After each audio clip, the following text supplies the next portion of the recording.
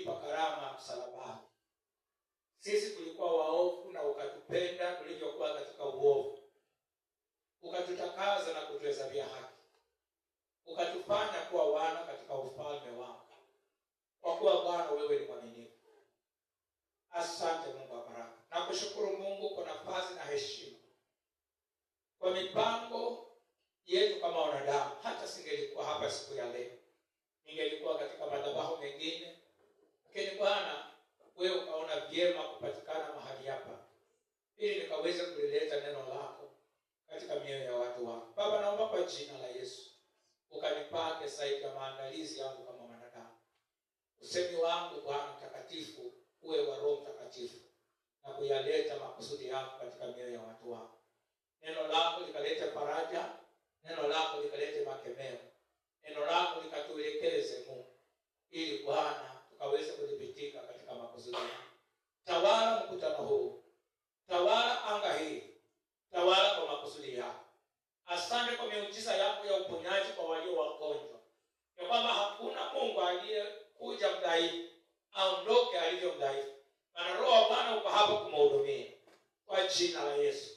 Aliyeingia amekosa amani, Mungu mwenye nguvu, amani yako Baba ikachaze moyo wake, kwa kuwa wewe ni mwema. Pokea utukufu na heshima, maana wewe wastahili. Kwa Kristo Yesu Baba naomba nikiamini. Amen. Bwana Yesu asifiwe. Amen. Amen. Amen. Mimi niliomba salamu na msiwa na wasiwasi. Niachie tu niwe nazo maana nitaenda. Bwana asifiwe. Niachie niwe nazo maana na wakati tu hapa katikati itakuwa naenda Mareje na mke wangu Jumapili moja, pengine kabla tusafiri kwenda nyumbani katika likizo. Lakini Bwana ameona vyema tukaweza kuwa hapa, tukaweza kushirikiana kama jamii. Na leo kuna neno ambalo Bwana amenipa, ningelipenda nikaweze kulishiriki kwetu, na naamini linaenda kuwa la baraka kwa jina la Yesu. Jumapili iliyopita tulikuwa na watumishi wa Mungu wawili waliozungumza nasi hapa kuhimiza na kuchochea mioyo yetu ili tukaweza kuwa waangalifu na tujue ya kwamba imetupasa tuenende katika njia za Bwana. Baada ya pale tukashiriki ibada ya meza ya Bwana. Amen. Amen. Meza ya Bwana ni mojawapo ya mafundisho katika jamii ya Kristo, yanaitwa mafundisho ya kiimani ya msingi katika Kristo. Meza ya Bwana ni mojawapo ya mafundisho ya kimsingi katika maisha ya Mkristo. Kuna baadhi ya mafundisho ambayo ni ya kimsingi, na mara kwa mara kama mchungaji ni jukumu langu kuhakikisha ya kwamba watu wa Mungu wanafundishwa kuhusu mambo haya ya kimsingi yanayoambatana na imani yetu. Ni lazima nikusudie, lazima nipange kulifundisha kanisa, ili kanisa liwe na ufahamu. Maana pasipokuwa na ufahamu juu ya mambo haya ya kimsingi, imani yako itakapojaribiwa hautakuwa na mizizi mizuri ya kuilinda. Maana roho mpinga Kristo wakati analeta majaribu juu ya imani yako, mara nyingi hupikana na mambo haya ya kimsingi. Amina. Amina. Kama mtu wa Mungu, wewe uliyookoka, inakupasa uweze kulinda na kueleza juu ya Pasaka. Kila mmoja wetu aliyeokoka, inakupasa unapoulizwa kuhusu Pasaka, Pasaka ni nini, inakupasa uweze kueleza. Amina. Amina. Inatakana uweze kuieleza, na katika kuieleza pia ufafanue ni kwa nini ni ya muhimu kwako kama Mkristo. Maana ikiwa hautakuwa katika nafasi nzuri ya kueleza Pasaka ni nini, ndugu zetu hawa wengine watakwambia sio Isaka. Watakwambia ni nani? Wanasema sio Isaka ndiye alikuwa anaenda kutolewa na babake Abrahamu. Watakwambia ni nani alikuwa anaenda kutolewa? Ndio maana tunafanya nini? Ndio maana tunachinja. Katika mwaka wana siku yao ya kusema ya kuchinja. Ukiwauliza mnachinja nini? Wanasema baba yetu Abrahamu alikuwa anaenda kuchinja Ishmaeli, lakini Mungu akamwambia usichinje Ishmaeli. Nimekupa kondoo, sasa wewe utakuwa unachinja kondoo, lakini Ishmaeli waachana naye. Sasa wewe kama mtu wa Mungu, ikiwa hauna maandiko hapa ya kuelezea huyo mtu aelewe ni nani alikuwa anaenda kuchinjwa na ni kwa nini, na ni kwa nini tunasherehekea leo Pasaka, ikiwa wewe mteule wa Mungu huwezi ukailinda hiyo imani, basi msingi wako ni dhaifu, na kuna uwezekano ukawa challenge na ukaona ya kwamba imani ulionayo ni dhaifu. So kuna mambo ya kimsingi lazima ukaweze kuelewa. Ndio katika mwaka lazima nikusudie kufundisha kanisa juu ya mambo haya. Ni vizuri wewe mwenye haki wa Mungu uweze kujua utatu wa Mungu. Amina. Utatu wa Mungu. Hebu tuseme utatu wa Mungu. Haya. Atuanze.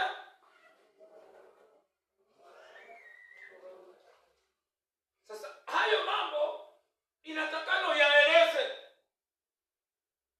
Uyaeleze na uyaelewe kiasi ya kwamba hata mtu akugeuze tu chini, wewe unaamini katika utatu wa Mungu. Mungu Baba, Mungu Mwana, Mungu Roho Mtakatifu. Na uwe na msingi katika neno lake juu ya hayo.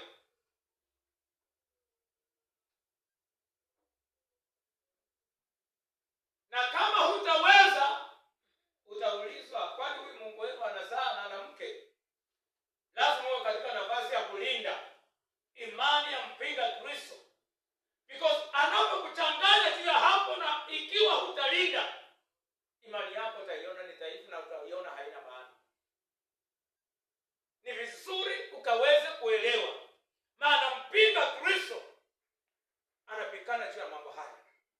Ni vizuri uweze kuelewa na kueleza juu ya kufa na kufufuka na tumaini la wenye haki, ya kwamba sisi tukifa tuna matumaini ya kuishi na Mungu. Ni vizuri uweze kuelezea, na ikiwa hautaelezea, imani yako itapitia changamoto nyingi. Amina. Ni vizuri wewe Mkristo uweze kueleza kuhusu ubatizo ni nini, ya kwamba unapoambiwa ubatizo unaweza kusimama na ukamwambia mtu ya kwamba ubatizo ni nini na ina maana gani katika maisha yako. Ubatizo ni nini na ina nini katika maisha yako. Kama mwenye haki wa Mungu, inakupasa kuelewa mambo haya, maana ni mambo ya kimsingi katika imani ya Kikristo tuliyo nayo. Kanisa la Bwana lisema amina. Amen. Amina. Amen. Amina. Amen. Na baadhi ya mengine mengi ambayo ni mambo ya kimsingi ambayo Mkristo ni sharti aweze kuelewa na anaweza kuwa katika nafasi. Petro anasema unaweza kuilinda imani wakati unaulizwa na watu. Unaweza kueleza na ukailinda imani uliyo nayo. Ukiyaelewa mambo haya,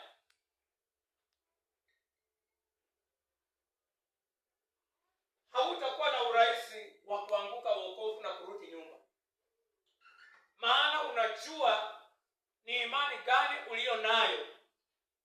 Wenye haki wa Mungu wasema amina. Amina. Amina. Kama mtumishi wa Mungu ninajua, wapenzi, ndugu zangu, ya kwamba nina jukumu ya kulifundisha kanisa la Bwana. Amina. Sina jukumu ya kuweka majina yenu tu katika notebook ya kanisa. Nina jukumu la kufundisha kanisa lijua yanayowapasa ili wayaishie kwa ajili ya kulinda imani na tumaini katika jina la Yesu Kristo. Ndio maana sina wakati mwingi wa fakio kuuza, sina wakati mwingi wa maji ya baraka na chumvi. Najua kuna wengine wanangojea huyu pastor atapeana lini chumvi. Lakini sina haraka. Maana ninajua nikikupa haya ya msingi hata ukikosa chumvi utakuwa salama. Nikikupa haya ya msingi hata ukikosa maji ya baraka utashinda tu. Amina. Amen. Ukilielewa neno hili, Baresa asifiwe. Unajua mara nyingi watu wa Mungu wao wanaketi mtumishi kulingana na anaweza kupeana maji ya baraka. Mungu kwanza tangu nije kanisa hajanipa maji ya baraka. Utangoja sana maana siko karibu kupeana. Wapendwa, hili neno ambalo tunajifundishana hapa, ukilipokea tu, ukilipokea hili neno la Mungu ambalo tunajifundisha hapa, ulikubali ikae ndani mwako, ulikubali likae ndani mwako, ina nguvu kuliko vitu vyote ambavyo unaweza kupewa kwa njia ya mkate. Neno la Mungu lina nguvu na lina uwezo. Amen. Amen. So wakati napofika wakati kama huu wa kulipokea neno la Mungu, natamani wapenzi ya kwamba mioyo yetu ikaweza kuwa na kiu ya kumwambia Bwana, nihudumie moyo wangu. Nihudumie Bwana. Wacha nipate kile ambacho wewe umekusudia Bwana katika mkutano huu, katika siku hii. Na Mungu wetu ni mwaminifu. Amen. Hicho cha ujumbe wetu ambacho naenda kuzungumza kwa kipindi cha nusu saa iliyo mbele yetu, maana naweka msingi na tuko leo na kipindi viwili. The making of a contrite spirit. The making of a contrite.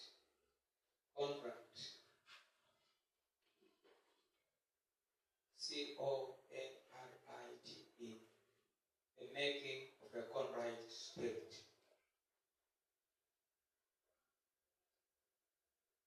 The making of a contrite spirit.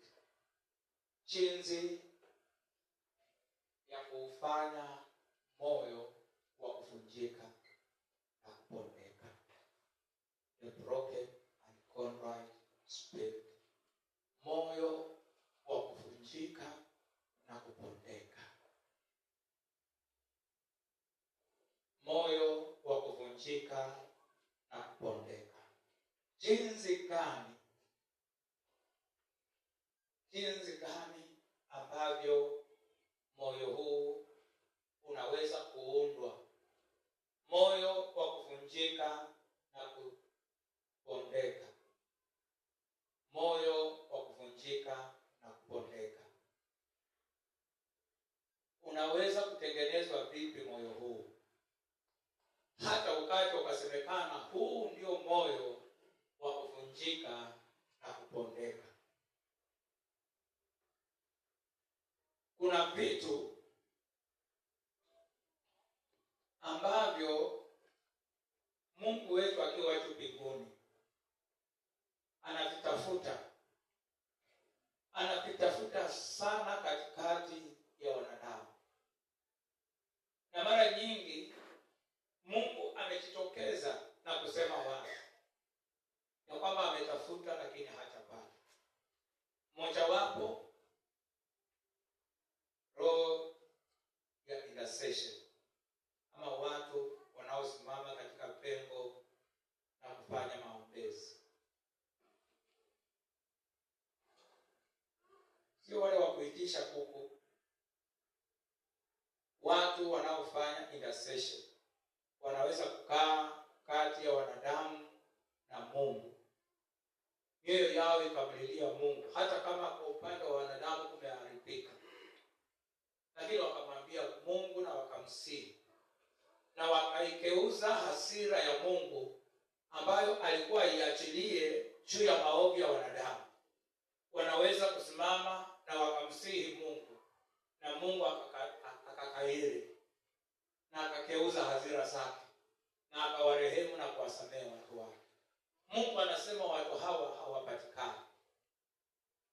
hawapatikani sana. Maana wale wachache mara nyingi wanaopatikana wanachoka pia haraka.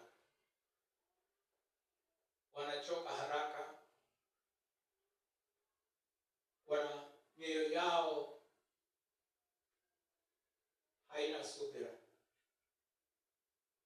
Tunamwona Ayubu, Mungu amemtuma aende kulilia, not Ayubu, Yona, aende kulilia mji wa Nineve. Amemtuma aende usimame katika mji huo, maana watu hao wamefanya maovu. Ende ukasimame ukalie kwa ajili ya mji huo, ili watu hao wabadilike. Yona ameenda, kwanza alikuwa amekataa, lakini Mungu akampeleka. Alipofika pale, moyo wake ukawa na uchungu kabisa. Lakini katikati ya uchungu akamlilia Mungu, na hasira za Mungu zikaondoka, watu hao wakatubu na kubadilika. Lakini tunaona huyu mtu badala afurahie mema yenye Mungu amefanya, moyo wa Yona una uchungu na makasiriko mengi.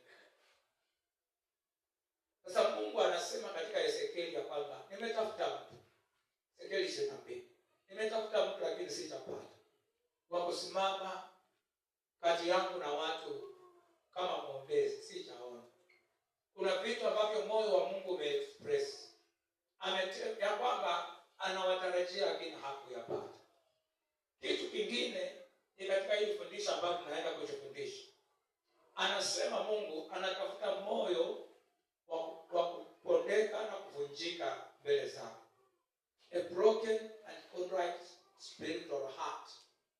Anaitafuta katika mioyo ya wanadamu, lakini mara nyingi haipati. Moyo wa kupondeka na kunyenyekea mbele za Bwana, mara nyingi Mungu anatafuta na anakosa. So leo hili fundisho tutaendelea kujifundisha jinsi gani ambavyo moyo huu wa kuvunjika, moyo huu wa kupondeka unaweza kuumbika ndani yangu, unaweza kuumbika ndani mwako. Maana si rahisi, ndugu zangu katika Bwana, moyo wa kupondeka, moyo wa kuvunjika mbele za Bwana si rahisi. Si rahisi ndugu zangu, si rahisi. Maana kuna vita kati ya mwili na roho. Mwili kazi yake kubwa ni kiburi na majivuno, kutaka kujionyesha. Sasa kuna vita ndani ya mwanadamu.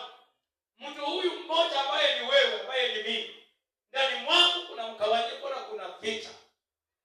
Roho wa Bwana anataka atawale mwili huu kwa ajili ya maisha ya ulimwengu huu.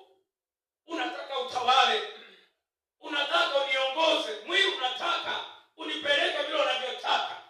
Sasa kuna vita na mng'ang'ano juu ya huyu mtu mmoja, kiasi ya kwamba kupata moyo wa kupondeka na kuvunjika mbele za Bwana si rahisi. Na ndipo Bwana anasema atupanga mmoja hata udharau. Tuangalie maandiko haya ya kimsingi. Nataka tusome kitabu cha Zaburi 51 mstari wa 17. Tutasoma pia Isaya 57 mstari wa 17. Na tutasoma pia Isaya 66 mstari wa 1 hadi wa 4. Haya maandiko yanazungumzia juu ya moyo wa kupondeka na kunyenyekea mbele za Bwana, na vile Mungu anavyozungumzia kuhusu moyo kama huu. Tamanio langu katika fundisho hili ya kwamba kila mmoja wetu tukiwa tumekaa hapa kama jamii, ndugu zangu katika Bwana, ya kwamba kila mmoja ndani ya moyo wake atakuwa na kiu ya kumwambia Bwana, niwezeshe Mungu, maana mimi nimegawanyika, niko katika mgawanyiko, niko katika mafarakano ndani mwangu, niko katika vita, niko katika kung'ang'ana, lakini nisaidie Bwana ya kwamba maisha yangu yaweze kupendeza machoni pako, maisha yangu yakaweze Mungu kukubalika mbele zako, yatakubalika, yatampendeza Mungu wakati vita na mng'ang'ano ulio ndani mwetu kama wanadamu. Tutaweza kusaidiwa na Roho wa Bwana kunyamasisha malengo ya mwili, na Roho wa Bwana kuchukua nafasi kutawala na kumiliki nafsi yetu na kuiongoza katika mapenzi ya Bwana, katika jina la Yesu. Amen. So tusome maandiko haya kimsingi katika jina la Yesu Kristo. Unaweza kutaja kile kitabu unachokisoma alafu tukasoma sasa. Zaburi 51 kuanzia fungu lile la 17, maandiko yanasema hivi: bali dhabihu za Mungu ni roho iliyovunjika, moyo uliovunjika wenye toba, Mungu hutaudharau. Rudia tena ndugu yangu. Bali dhabihu za Mungu ni roho iliyovunjika, moyo uliovunjika wenye toba, Mungu hautaudharau. Dhabihu za Mungu ni moyo uliovunjika. Dhabihu. Bwana asifiwe. Kanisa la Bwana lisema amina. Amina. Ya kwamba lolote ambalo ninaweza kulifanya mbele za Bwana, haijalishi watu watanipa sifa ya kiasi kipi, ni sawa, maana wana haki wanipe sifa kwa yale ambayo nimeyafanya, wanaweza kufurahisha nayo. Lakini Mungu anamwambia Samueli alipokuwa ameenda kumpaka mafuta mwana wa Yese, na Samueli macho yake akamwambia ya kwamba yawezekana ni Eliamu mtoto wa kwanza katika nyumba ya Yese ndiye anayestahili, maana ni mwanajeshi na umbo wake ni mzuri na anakaa shujaa wa vita. Samueli kama mwanadamu akaona huyu ndiye, akainua pembe aweke mafuta yakakataa. Wa pili, wa tatu, wa nne, wa tano, asipatikane mtoto yeyote ambaye mafuta yalikubali kuwa juu yake. Na Mungu akanena na Samueli ya kwamba wanadamu wanaangalia nje. Amina. Amen. Lakini mimi ni Mungu, siangalii nje peke yake, naangalia moyo. Amina. Amen. Naangalia moyo. Mungu anamuonya Samueli, maana Samueli kana kwamba amekasirika, kana kwamba amepotea nyumba ya Yese, maana wameleta wote, ni baba yao amewaleta. Amemwambia Samueli mtumishi wa Mungu ya kwamba hawa ndio watoto wangu. Kama Mungu amekutuma kwangu, hawa ndio watoto wangu. Samueli amejaribu kuachilia mafuta, yamekataa, watoto wameisha. Samueli ametaharuki, kana kwamba anauliza Mungu, kwa nini umenituma na kuniaibisha mbele za watu? Mungu anamwambia, mimi ni Mungu, siangalii mambo kama vile wanadamu wanavyoangalia. Hawa ni wanajeshi kweli, ni shujaa wa vita kweli, lakini mioyo yao iko mbali nao. Kanisa la Bwana liseme amen. Watakatifu wa Mungu wasema amen. anasema mioyo yao iko mbali, na kwa ajili ya hiyo sitawapa nafasi ya uongozi, maana hawatalipa nafasi ya kujitukuza katika uongozi wao. Samueli anamuuliza Yesu, hakuna mtoto mwingine? Yesu anasema aliyebaki hata sioni kama ni candidate wa hii kazi. Amina. Sioni kama anafaa kwa haya, lakini mleteni hivyo, maana yeye ndiye amepata. Mimi nasema alipoinua mafuta Samueli akamiminika yote kwa Daudi, na Mungu akasema mimi siangalii nje, naangalia moyo. Kanisa la Bwana nisema amen. Amen. Wapenzi katika Bwana, ni hasara kubwa sana tutakaposimama mbele ya Muumba wetu, alafu Yesu aseme niondokee, sikukujua. Itakuwa ni kilio cha uchungu ya kwamba tunaweza kuyafanya, nihubiri, nichinyime, nipoteze wakati wangu huu wote, alafu mbele za Bwana niambiwe sikukujua. Wacha wewe, wacha kunisumbua, sikukujua. Sasa natafuta mzedani kani awe shahidi wangu. Mzedani kani wewe huko niona nikuhubiri, hata awe shahidi, hakuna kitu atabadilisha. Kanisa la Bwana lisema amina. Hata kanisa lote liseme huyu ni pastor wetu. Mungu hana wakati. Mungu hana wakati wa kesi. Haya mambo ya rohoni ni mambo automatic, hakuna apili kule kwa Mungu. Amina. Amen. Afadhali ndugu zangu wapenzi, tungalipo tuko hai, tuaishi. Mungu ametupa pumzi, tujihoji mioyo yetu. Amen. Tujihoji mioyo yetu, wangalipo tuaishi. Tungalipo tuna nafasi mbele za Bwana, tujihoji mioyo yetu.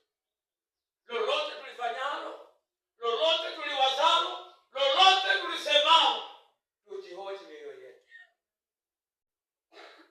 Neno la Bwana linasema moyo uliovunjika, moyo uliopondeka, Bwana, hiyo ndio dhabihu ambayo hutaitupilia mbali. Kanisa la Bwana lisema haleluya. Amen. Moyo uliopondeka, lolote unalolifanya si kwa ajili yako, ni kwa ajili ya Mungu aliyeniumba, ni kwa ajili ya Mungu aliyeniokoa. Amina. Ni kwa ajili ya utukufu wa Bwana aliye mfalme. Soma kitabu cha pili.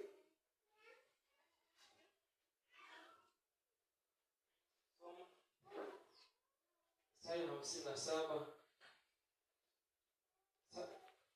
57:17, maandiko yanasema hivi: kwa sababu ya uovu wa kutamani kwake naliona hasira, nikampiga. Nilificha uso wangu, nikaona ghadhabu, naye akaendelea kwa ukaidi kuifuata njia ya moyo wake mwenyewe.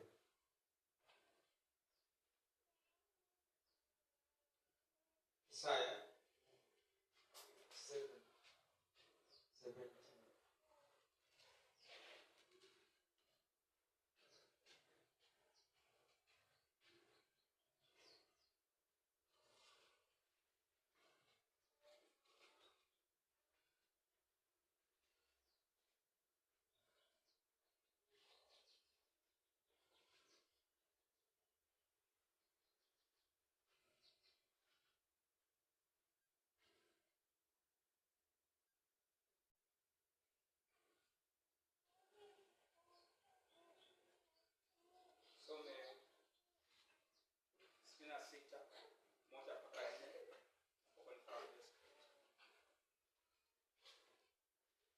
So 66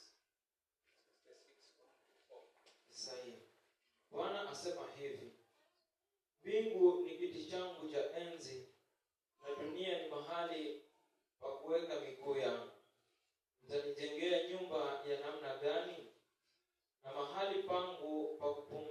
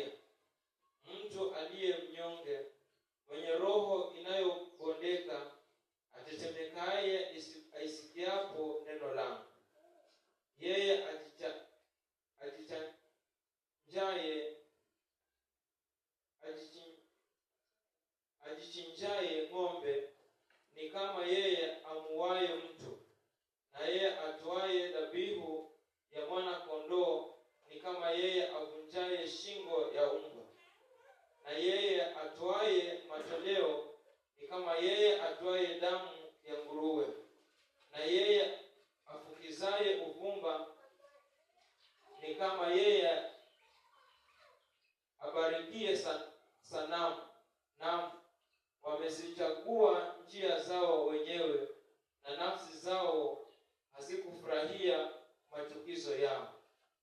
4.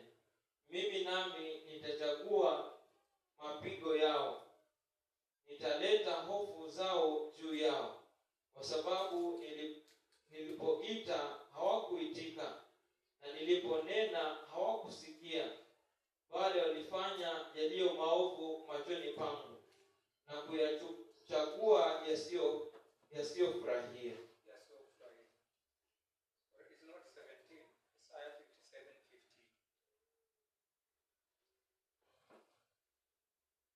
Isaya 57:15 inasema hivi: maana yeye aliye juu, aliyetukuka, akae milele, ambaye jina lake ni mtakatifu, asema hivi: nakaa mimi mahali palipoinuka, palipo patakatifu, tena pamoja na yeye aliye na roho iliyotubu na kunyenyekea, ili kuzifufua roho za wanyenyekevu na kuifufua mioyo yao waliotubu. Kuifufua mioyo yao iliyotubu. Katika maandiko haya matatu ambayo tumesoma, kuna neno moja tu ambalo Mungu analiweka la msingi. Kanisa la Bwana liseme amen. Moyo wa kuvunjika na kupombeka. Moyo wa kunyenyekea mbele za Bwana. Amesema katika 66. Katika 66 ametaja baadhi ya mambo ambayo watu wanayafanya na ikaonekana kwa macho haya ya nje ya kwamba wamefanya mambo yaliyo mazuri sana. Ametaja sadaka za kutoa ambazo watu wanaweza kutoa, na mioyo yao ikaonekana ya kwamba wamefanya kitu kilicho bora. Je, watu wa Mungu wasitoe katika nyumba ya Bwana? La hasha. Kutoa ni jambo la baraka, lakini kabla ya kutoa, Mungu anaturekesha katika msingi mioyo yetu ikaweze kujirudia. Tusihubiri katika nyumba ya Bwana, tuhubiri. Tusiimbe, tuimbe. Tusitende mema, tutende mema. Lakini kabla ya kuyatenda hayo mema, nyuma ya mawazo yetu, msukumo na nguvu inayotoka ndani ya kilindi cha mioyo yetu itokane ya kwamba lolote tunalolifanya nisionekane mimi. Amina. Nisitafute sifa zangu mimi, nisitafute upora wangu mimi, lakini lolote nilitendalo kama mwana wa Mungu liwe limeelekea kumpa Bwana wangu, yeye aliyenifilia msalabani, kumpa utukufu. Amina. Amina. Mungu akiniwezesha nijenge jengo hili peke yangu, utukufu ni kwake. Iwe ni kwa ajili yake, ya kwamba Bwana, kama ni pesa nimesitoa kwa ajili ya kufanya kazi hii, si lazima jina langu liandikwe hapa ya kwamba Pastor Barasa ndiye alitujengea hili. Si lazima mimi nifanye, na moyo wangu ujue ya kwamba Bwana, wewe utendaye makuu umeniwezesha kufika mahali huu. Ndani ya moyo wangu nikurudike kwa wema ambao Bwana ameufanya. Jambo hili ndilo linamwafanya Paulo ya kwamba yeye nyoka amemuuma akiwa kiziwani. Amechungumuke nyoka wa sumu, ameanguka katika moto, amekufa. Watu wanatarajia afe, na Paulo hafi. Watu wanakataa, wanasema huyu si mwanadamu, huyu anapaswa kuwa Mungu wa kuabudiwa. Wakija na sadaka za kutoa, Paulo pamoja na wanararua mavazi yao, wanasema sisi ni wanadamu kama nyinyi.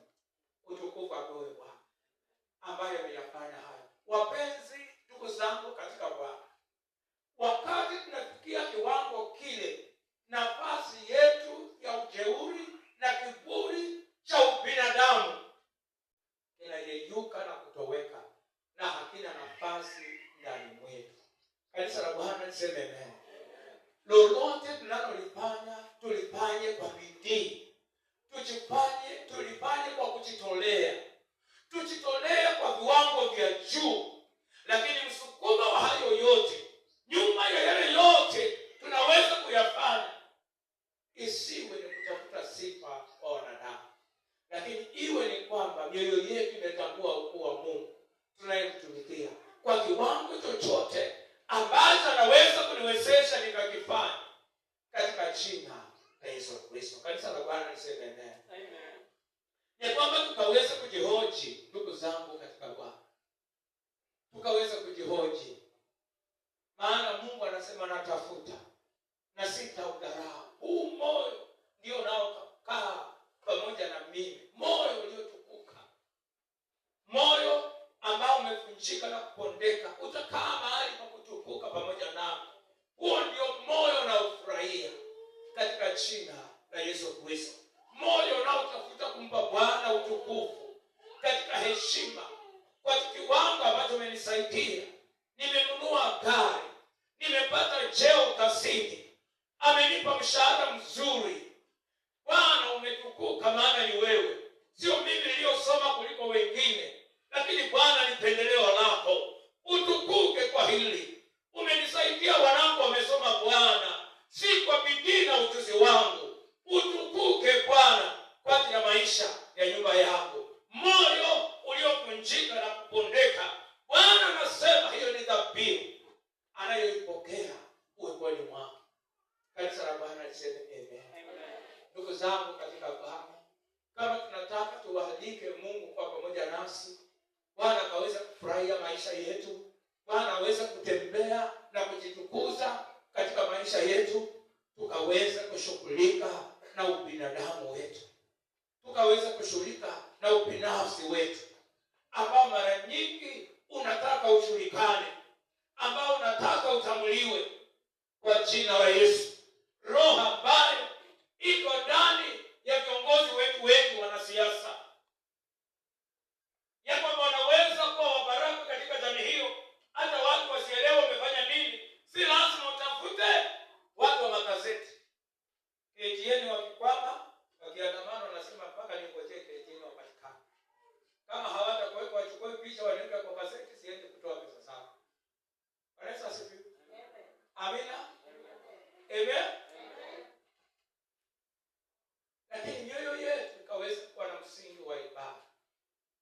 Lolote tunalolifanya, moyo wa kuvunjika na kupondeka, moyo wa kusema ya kwamba umbali huu ni Bwana, ya kwamba hii ni neema ya Mungu, hata kufanya haya nimeyafanya ni wewe Bwana, ni wewe uliyetukuka, ni wewe uliye mwaminifu, ni wewe umeniwezesha.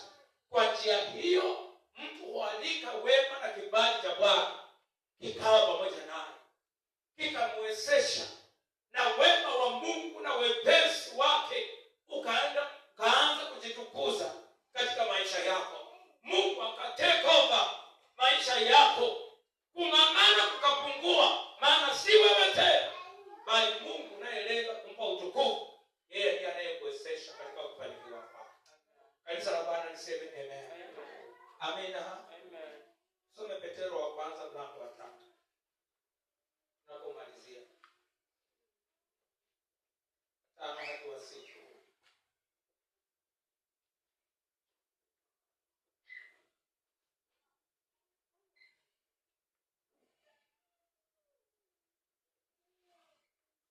Petero wa kwanza mlango wa 5, mstari wa 5 hadi 6.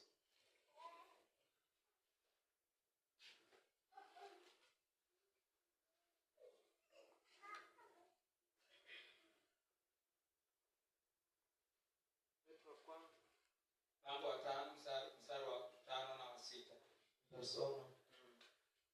Vivyo hivyo ninyi vijana watini wazee, na ninyi nyote jifungeni unyenyekevu, mpate kuhudumiana, kwa sababu Mungu huwapinga wenye kiburi, lakini huwapa wanyenyekevu neema. Basi nyenyekeeni chini ya mkono wa Mungu ulio hodari, ili awakweze kwa wakati wake, huku mkimtwika yeye fadhaa zenu zote, kwa maana yeye hujishughulisha sana kwa mambo yenu. Siku zote wanaotembea katika moyo wa kunyenyekea Mungu huwapa neema.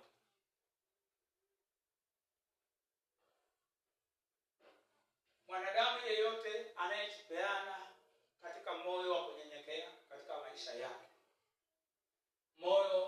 kuvunjika na kupondeka, Mungu humpa neema yake ikawa juu yako. Wakati neema ya Mungu iko juu ya maisha yako, neema ni uwezo unaokuwezesha wewe kama mwanadamu kuyafanya mambo yanayopita akili yako kama mwanadamu, yanapita viwango vyako, mpaka watu wanajiuliza huyu naye ni wa aina gani?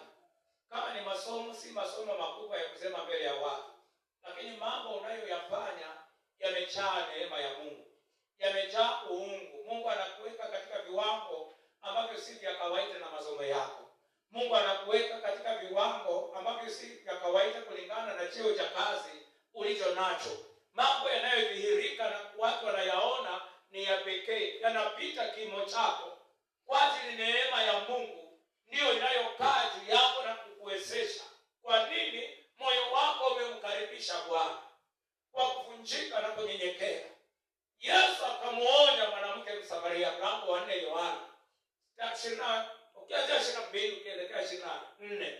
Anasema Mungu ni roho, na wamwabuduo lazima wamwabudu katika kweli na katika roho. Amina. Si katika kiburi na ubinafsi wa wanadamu.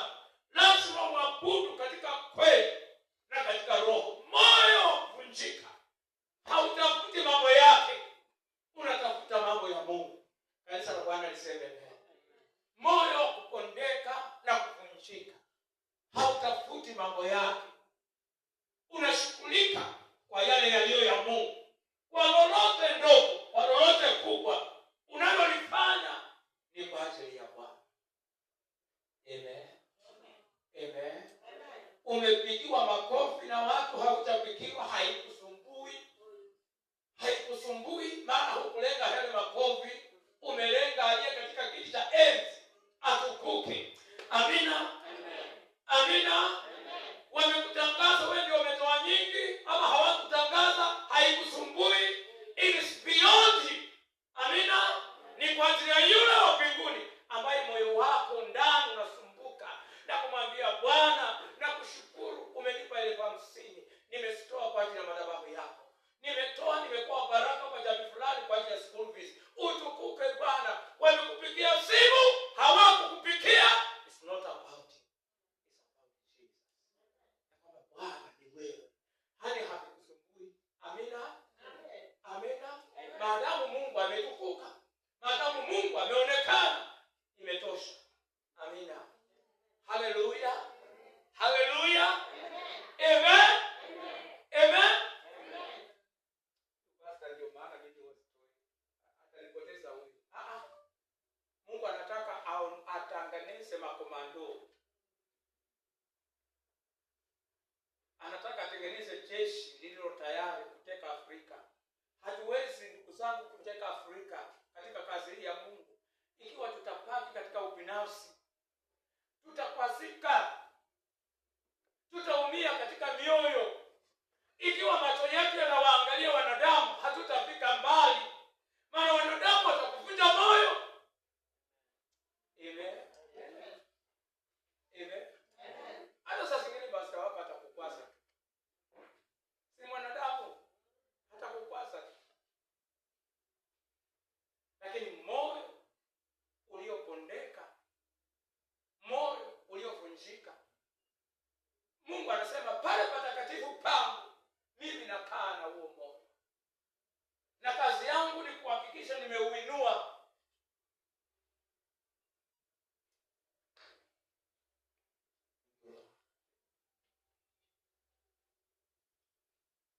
Tutaendelea kuanzia hapa. Hii point. A contrite spirit is an end result of God working on our character and everything in us to align to His way. A contrite spirit is an end result of God working on our character, and everything in us aligns to His way. Everything in us aligns in His way. Moyo uliovunjika na kupondeka unatokezea, yani ni matokeo. moyo uliovunjika, moyo uliopondeka ni matokeo tu. Amina. Moyo uliovunjika na moyo uliopondeka ni matokeo ya kwamba Mungu ameshughulika na maisha yangu, ameshughulika na maisha yako, kuyapangua ndani. Amina. Kuyapanga upya. Maana sisi tumezaliwa, tumetoka katika misingi ya mali zetu. Amina. Kila mmoja wetu tukiwa hivi tulitoka, wapenzi, kwa misingi ya mali zetu. Hata wengine walikuwa wanatujua, wanasema huo mlango wale watoto wale wana kiburi wale. Hivyo ndivyo watu waliotujua kulingana kule tumetoka. Tumeokoka kwa neema, hatukuwa watu wazuri. Amina. Hatukuwa watu wazuri. Roho zetu zilikuwa zina reflect kule tulitoka. Tabia zangu zilikuwa zinazungumza nyumba ya baba yangu. Ungeniona ungejua nyumba ya baba yangu. Ungejua babu zangu, ungejua shangazi zangu wakaa vipi kabla sijaokoka. Hivyo ndivyo nilivyokuwa. Kama ni watu wa wivu ndivyo tulivyokuwa. Kama watu wa kiburi ndivyo tulivyokuwa. Kama ni wambea ndivyo tulivyokuwa. Moyo wangu ulikuwa umejaa misingi na desturi za kwetu. Lakini baada ya kumpokea Kristo, sasa hapo Mungu anasema. Yeremia akaulizwa, akasema nimeenda nikaona mfinyanzi akatengeneza chombo kimoja. Akatengeneza, akafanyaje tena? Akapomoa tena. Akaanza tena kufanyanga kingine. Na huo udongo. Sasa mimi huu udongo nilikuwa nimebeba desturi ya kwetu. Amina. Endo waulize baba wakukusu. Hata kwambia mwanamke umenionyesha kidole kwa macho. Endo waulize baba. Endo waulize. Baba vita vitakuwa hapo. Unani ataamua? Sasa tumetoka huko. Tulipopokea Kristo, hasa akachukua huu udongo uliokuwa umebeba desturi. Akaanza kufanyanga nini? Akaanza kufinyanga. As he deals with my character, akishughulika na tabia nilizopemba na kusirithi, akaanza kuzifinyanga mimi. Huu udongo mimi akaanza kufinyanga. So a broken and contrite spirit is an end result. Kitambo moyo upatikane wa kuvunjika na kunyenyekea, wapenzi, hautokani na desturi za kwetu. Hakuna. Ni matokeo ya kazi njema ambayo Kristo ameifanya katika maisha yetu. Ndipo tutokezee watu Kristo anaweza kuonekana sasa katika maisha yao. Mpaka ukukuzu uondoke, mpaka umichikenda uondoke, ukikuyu uondoke, kabila kani uondoke. Sasa Kristo alete, yeye akaanza kuonekana sasa ndani mwetu. It's an end result. Kanisa la Bwana liseme amen. Wakati Mungu ameshughulika sasa na tabia zilizompika ndani mwetu kutoka zamani. Maana tabia zangu zilikuwa kama sababu yangu. Tabia zangu zilikuwa kama samama. Lakini Kristo akadili na mimi baada ya kuokoka na kusalimisha kwake. Akaanza kunifinyanga. Akatoa mtu ambaye watu wa kwetu wakiniangalia wanaona mtu tofauti. Wanasema huyu amepotea. Amina. Wanasema huyu amepotea. Kwa nini amepotea? Maana ndani mwangu wanachokiona ni moyo tofauti na moyo wa ukoo wetu. Moyo uliovunjika na kupondeka. Is an end result. Unatokezea tu wakati Kristo amekushika na akaanza kufinyanga vitu. Sasa huku kufinya si rahisi. Tutaangalia Jumapili. Huku kufinya wapendwa. Ili hata aseme nimeona moyo wa kuvunjika na kupondeka. Kuna kulia hapo katikati. Amina. Kuna kutaka kutoroka. Baba, nakushukuru kwa ajili ya wakati huu. Asante kwa neema yako. ya kutukusanya pamoja sisi tulio watoto wako. Jinsi gani Bwana ilivyo vyema kama watoto wako tunaweza kukubaliana na kazi njema unayoifanya katika maisha yetu. Baba, ninajua sio rahisi. Lakini Bwana, matokeo yake ni furaha. Matokeo yake ni wema.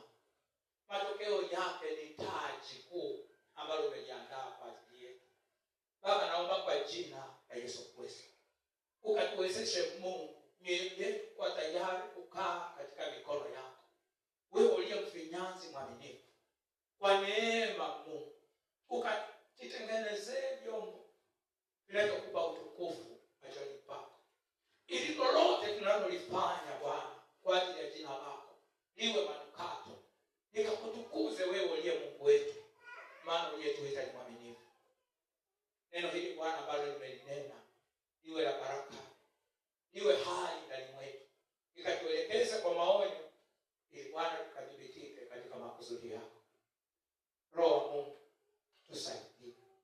Mara nyingi tumeanguka katika mitego ya misingi ya kikwetu. Tumeenenda katika desturi za dini na tumekosa kuelewa Bwana. Mungu mwenye enzi, tuwezeshe Bwana katika moyo wa kuvunjika na kupondeka, katika kutetemeka tuisikiane sauti yako.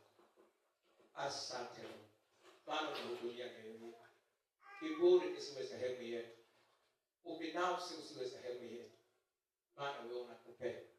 Kwa Kristo Yesu uliye Bwana Mwokozi, Baba naomba nikushukuru. Wenye haki wa Bwana waseme amen. Amen. Tumpe Bwana sadaka.